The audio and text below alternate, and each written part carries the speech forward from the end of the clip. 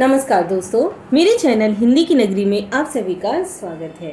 आज की क्लास में हम समझेंगे क्लास 10 कोर्स ए सीबीएसई बोर्ड का अर्थालंकार में एक अलंकार उपमा अलंकार जो आप सबके सिलेबस में है।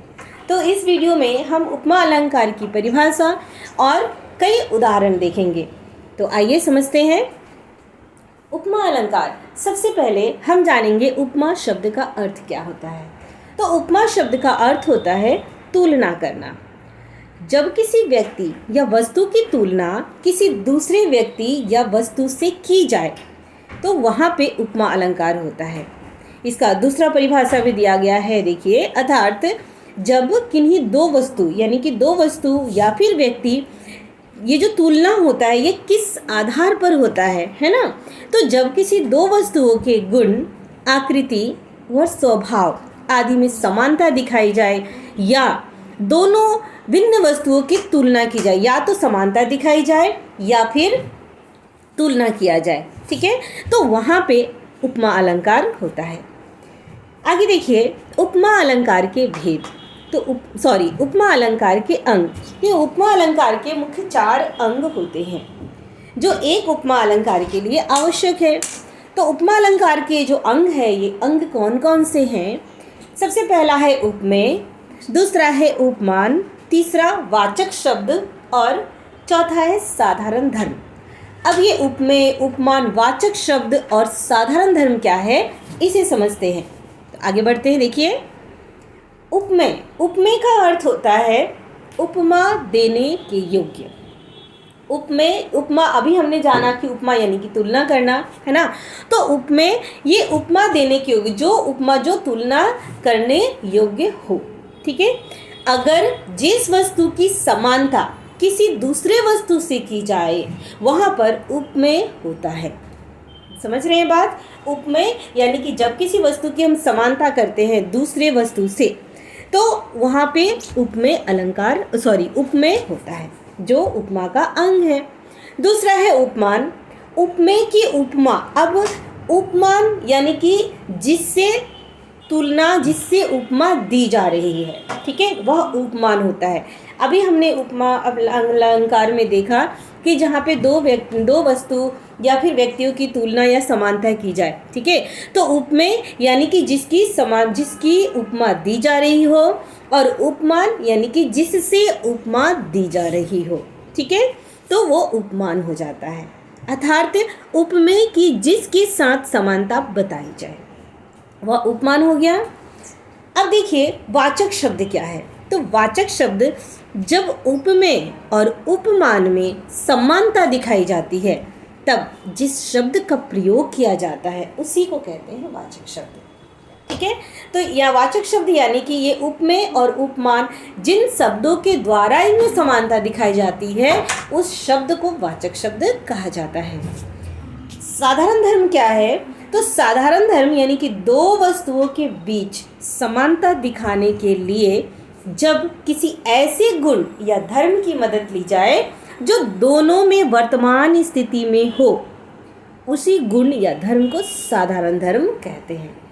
तो आप देख रहे हैं यहाँ पे साधारण धर्म यानी कि जहाँ पे दो वस्तु के बीच समानता दिखाने के लिए जब किसी ऐसे गुण यानी कि दो वस्तु या व्यक्ति के बीच जब हम समानता दिखा रहे हैं उस वक्त कोई ऐसा गुण या धर्म की मदद ली जाए जिससे हम समानता दिखा रहे हैं, ठीक है, तो दोनों में वर्तमान स्थिति में उस गुण को साधारण धर्म कहा जाता है। आगे बढ़ते हैं।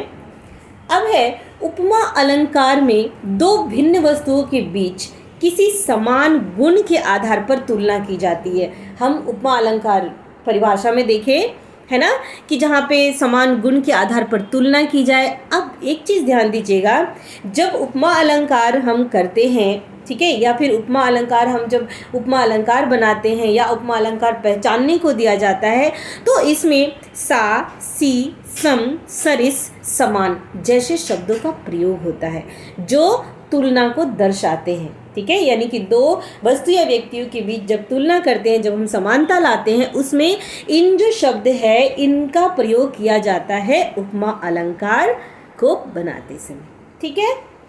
तो जैसे एक उदाहरण के द्वारा हम समझते हैं, यहाँ पे देखिए, सागर सा गंभीर हृदय हो, गिरी सा ऊंचा हो जिसका मन। ठीक है, तो ये एक उदाहरण दिया हुआ है यहाँ पे। इस उदाहरण में सागर, सागर सा गंभीर हृदय, हृदय कैसा हो, सागर सा गंभीर यानी कि सागर के समान, है ना। तो सागर उपमान है, उपमान के समान गंभीर हृदय। अब यहाँ पे हृदय, हृदय की तुलना की जा रही है तो हृदय हो गया उपमेय, ठीक है। और उपमान यानी कि जिससे की जा रही है, तो सागर से की जा रही है तो सागर हो गया यहाँ पे उपमान, ठीक है। अब देखिए, गिरी पर्वत के समान, गिरी सा ऊंचा हो जिसका मन, ठीक है। गिरी यानी पर्वत, गिरी सा, यहाँ पे आप सा जो दिख रहे हैं ये क्या है, जिससे समानता दी जा रही है, ठीक है। गिरी पर्वत के समान मन, उपमेय की तुलना की गई है, ठीक है। अब देखिए, कुछ और उदाहरण यहाँ पे दिए गए हैं जिसे आप और अच्छी तरह से समझ पाएंगे उपमा अलंकार क्या है। तो यहाँ पे कुछ पंक्तियाँ दी गई है। देखिए, पहली वाली पंक्ति जो है, प्रातः नभ था बहुत गीला शंख जैसे, ठीक है। तो प्रातः नभ था, प्रातः नभ सुबह का, सुबह के समय प्रातः काल का नभ आसमान कैसा था, बहुत गीला शंख जैसे, है ना, गीले शंख के समान। तो यहाँ नभ जो है उपमेय, उसकी तुलना की जा रही है किससे, शंख से, शंख हो गया उपमान, ठीक है। और गीला हो गया साधारण धर्म, जो अभी हम पढ़ के आए हैं, साधारण धर्म वाचक शब्द, ठीक है। और जैसे वाचक शब्द का प्रयोग करके की गई है। दूसरा उदाहरण देखते हैं इसमें, मधुकर सरिस संत गुणग्राही। यहाँ पे संत जो है ये उपमेय है।